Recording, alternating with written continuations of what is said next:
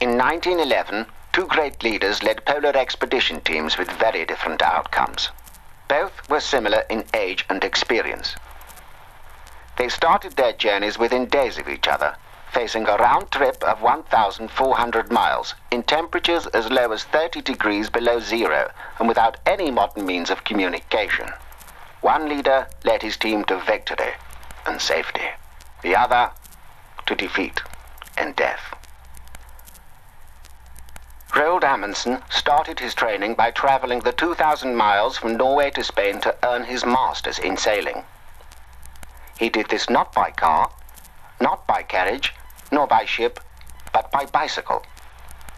He planned for disasters and reasoned that if he ever became shipwrecked, he should know the best energy supply available, and therefore experimented eating raw dolphin meat. Amundsen lived with Netsulik Inuits for 3 years, learning their Arctic survival skills. He became an expert dog handler and sled driver. He adopted their clothing.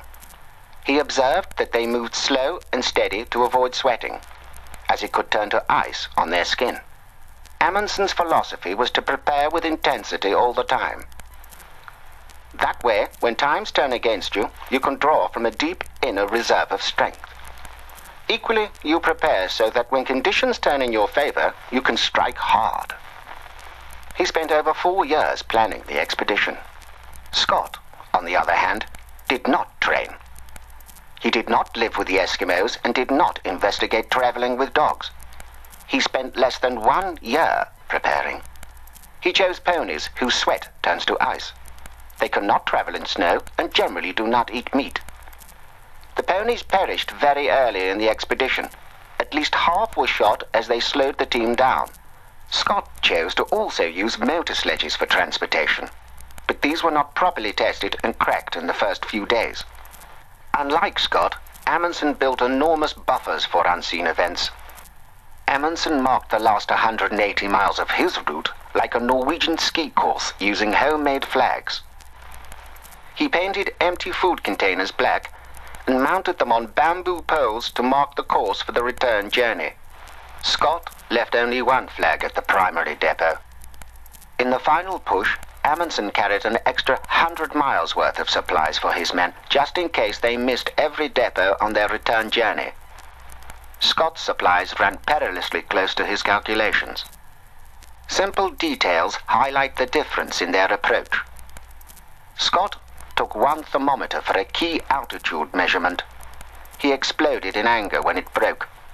Amundsen brought 4 to cover all accidents. Amundsen planned.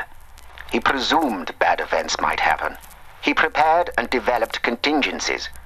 Scott left himself unprepared and famously complained, "Our luck in weather is preposterous."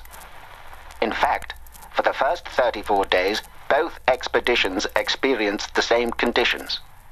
As Scott's team approached the pole, they spotted one of Amundsen's black marker flags, telling them that the Norwegians had beaten them there. Scott referred to this marker as the ominous black flag, and had it picked up on the return journey. In mid-March, they ran out of supplies. The ominous black flag was eventually found in the tent with his body. On the 15th of December, 1911, Amundsen reached the South Pole. He then reached home in good shape on the 25th of January, the precise day in his plan.